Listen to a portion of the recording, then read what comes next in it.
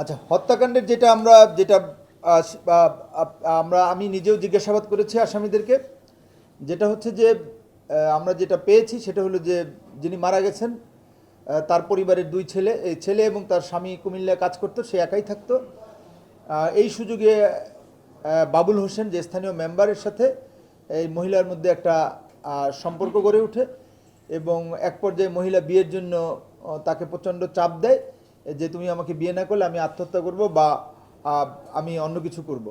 তখন বাবুল হোসেন এবং তার সঙ্গীরা তারা পরিকল্পনা করে যে মহিলাকে দুনিয়া থেকে সরাই দেবে এবং এরই পরিপ্রেক্ষিতে তাকে বলে যে আমি 16ই আগস্ট তোমাকে বিয়ে করব, তুমি আসো। এবং ওই মহিলা এর জন্য মনে মনে প্রস্তুত হতে থাকে এবং এই প্রসাধন সামগ্রীও সে ক্রয়। নগদ নিয়ে এলো হার নামানা হার অফার। সর্বনিম্ন 10,000 টাকা রেমিটেন্স নগদে পাঠালে থাকছে স্বর্ণের হার জেতার সুযোগ। আমাদের কাছে মনে হচ্ছে যে এইটা একটা হত্যাকাণ্ডের গুরুত্বপূর্ণ মোটিভ। তাছাড়াও আমাদের তদন্ত অব্যাহত আছে, যে ভিতরে যদি আরও কিছু থাকে আমরা খুব দ্রুতই বের করে ফেলব। থানায় জনৈক মেরিনা বেগমকে নৃশংসভাবে হত্যা, মরদেহ আগুনে পুড়িয়ে দেওয়ার ঘটনার 24 ঘন্টার মধ্যে নওগাঁ জেলা পুলিশ 2 জন আসামিকে গ্রেপ্তার করেছে এবং হত্যাকাণ্ডে ব্যবহৃত আলামতসমূহ উদ্ধার করেছে।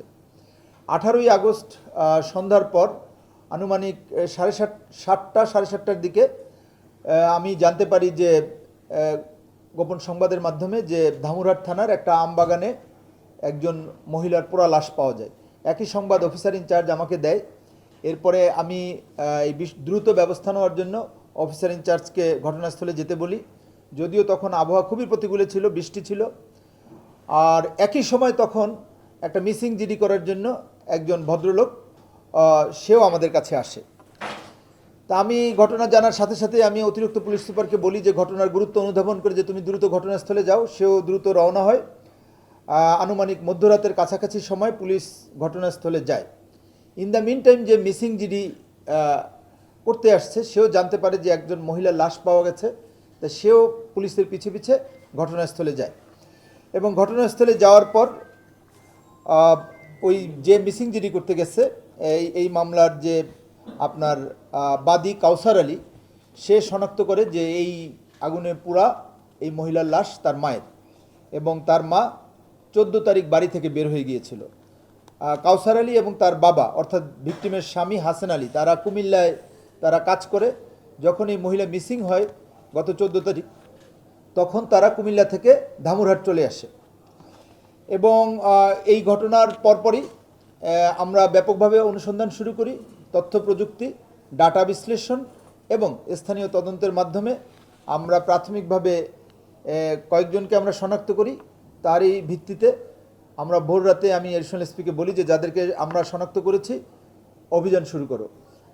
প্রথমত আমরা সাবেক মেম্বার বাবুল হোসেনকে গ্রেফতার করি এবং তার তথ্যের ভিত্তিতে আমরা মোহাম্মদ তারেক রহমান, পিতা মোজাম্মেল হক, তাকেও আমরা গ্রেফতার করি এবং গ্রেফতারে করার পর তাদেরকে ব্যাপকভাবে জিজ্ঞাসাবাদ করা হয় এবং জিজ্ঞাসাবাদের এক পর্যায়ে তারা স্বীকার করে যে তারা 2 জন সহ বাকি 2 জন, মোট 4 জন মিলে তারা মেরিনা বেগমকে হত্যা করেছে।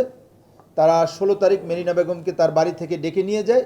ডেকে নিয়ে যাওয়ার পর কৌশলে তারা ওই আমবাগানের গভীরে নিয়ে যায় এবং সেখানে নিয়ে যাওয়ার পর বেল্ট দিয়ে তার গলা পেঁচিয়ে শ্বাসরোধ করে তাকে হত্যা করে এবং হত্যা করার পর লাশের পরিচয় গোপন করার জন্য তাকে পেট্রোল ঢেলে তার শরীরের ঊর্ধ্বাংশে আগুন ধরিয়ে দেওয়া হয় এবং অতঃপর তারা চলে যায় এবং ওই মহিলার কাছে 12,000 টাকার মতো ছিল।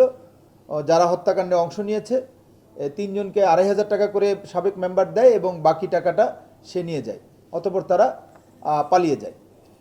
এই সংবাদের পরপরই আমরা সক্রিয় হই এবং জেলা পুলিশ পরিষ্কারভাবে বলতে চায় যে নওগাঁ জেলায় যে কোনো ধরনের অপরাধ দমন করার জন্য পুলিশ প্রতিশ্রুতিবদ্ধ এবং এই হত্যাকাণ্ডের যাতে সুষ্ঠু বিচার হয় সেজন্য জেলা পুলিশ সর্বাত্মকভাবে কাজ করবে। ধন্যবাদ।